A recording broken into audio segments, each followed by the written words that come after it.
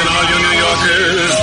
Excuse me, taxi. Okay, man, we're looking around. This is the 77 WABC minicast. I am not a fan of Eric Swalwell.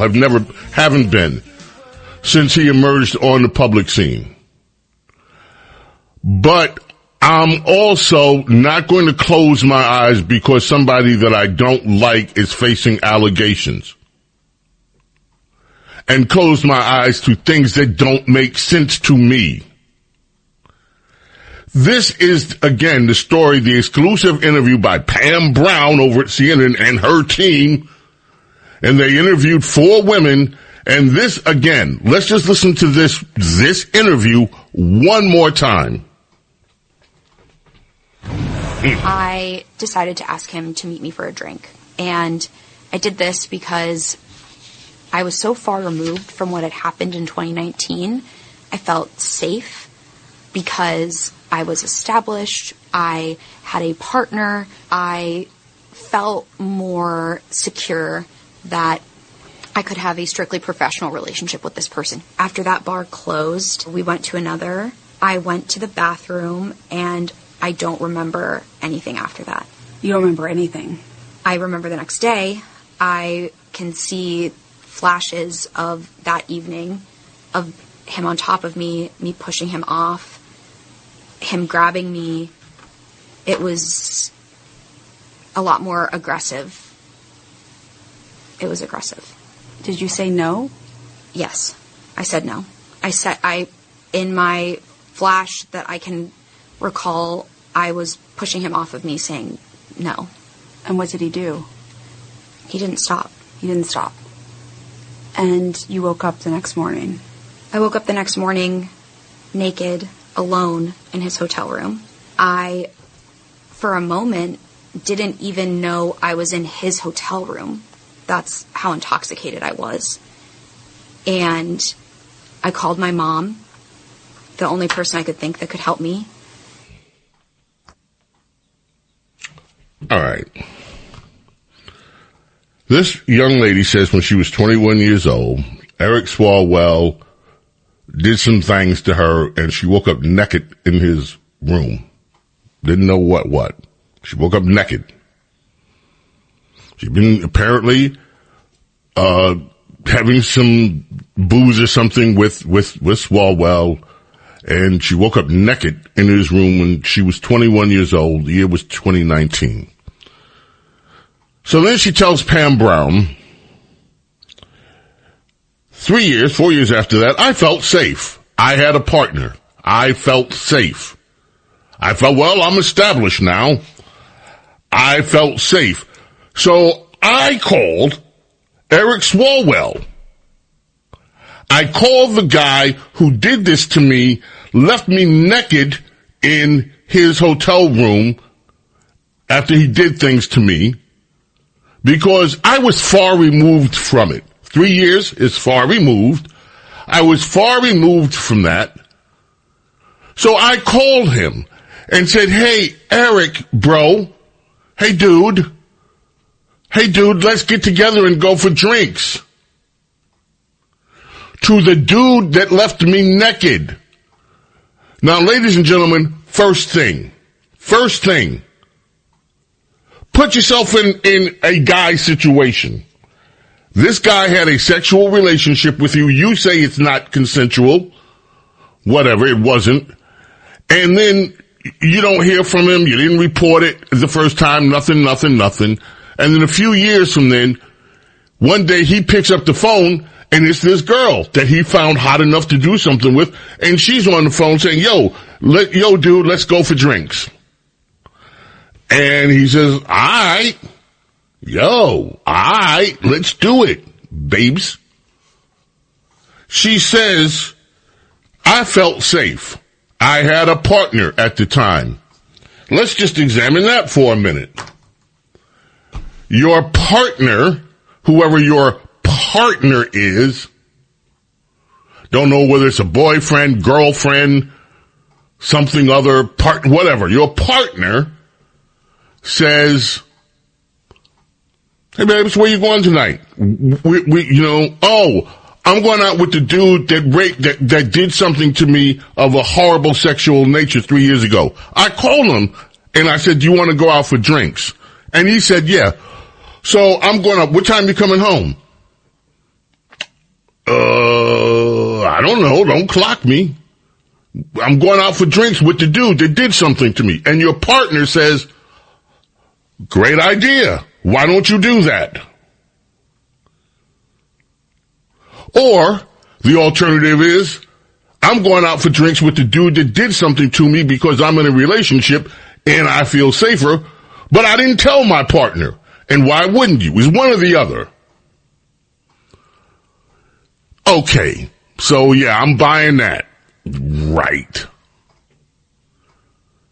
And then she says, I wanted to have a strictly professional relationship with him.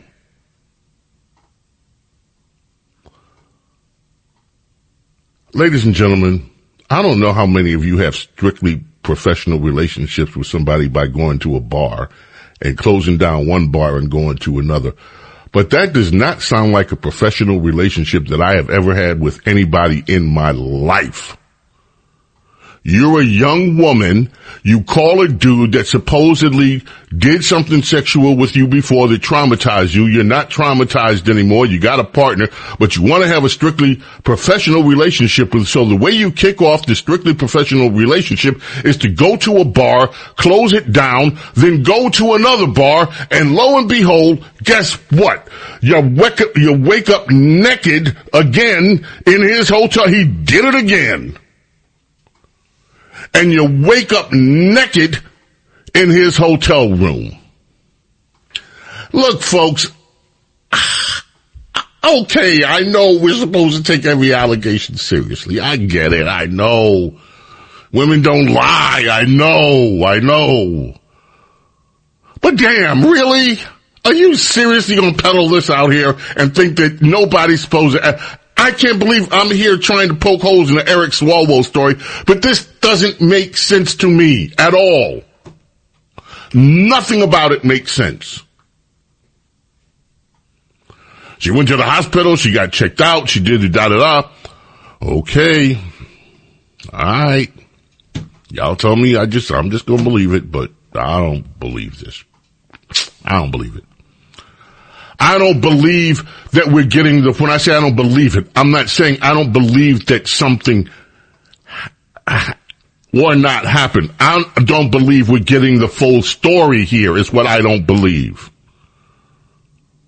Just like I never believed it when Anita Clark said Clarence Thomas did all that stuff to her, and yet she kept following him from job to job to job to job.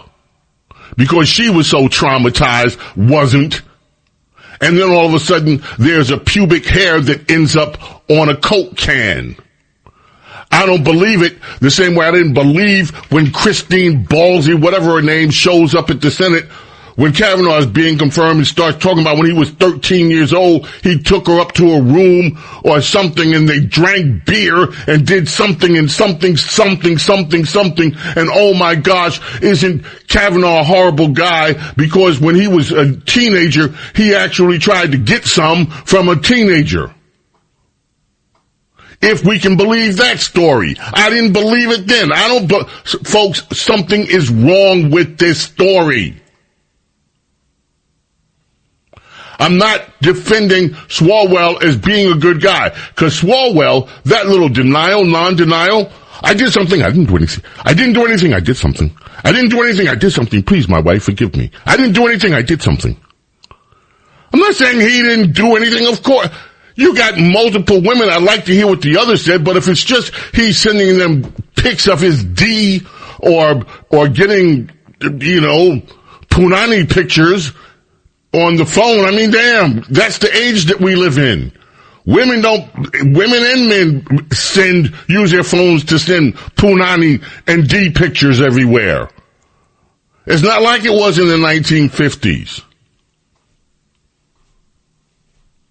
And if he's sending pics and asking women for nude pics and all that, okay, it's not cool.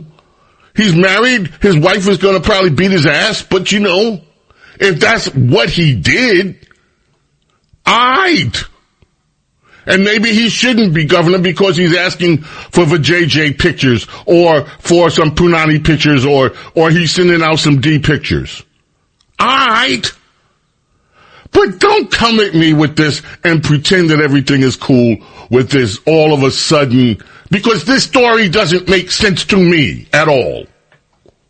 And Pam Brown did not push back on this woman and ask any of the questions that she should have been asking to make the story more believable. And I can't believe I'm sitting in a situation where it sounds like I'm defending Eric Swalwell. I will say this. If the Democrats want Swalwell out of the race, I want him in. If Democrats like Nancy Pelosi, like this guy and what's his face, Adam Schiff, all of a sudden say, oh, you gotta get out. And if Hakeem Jeffries is saying, you have to get out of the race now, because, that's the way Hakeem Jeffries speaks. You have to wait a year to get a sentence out of the guy. Anyway, if they all want Eric Swalwell out of the race, I want him in. The James Golden Show on the Red Apple Podcast Network.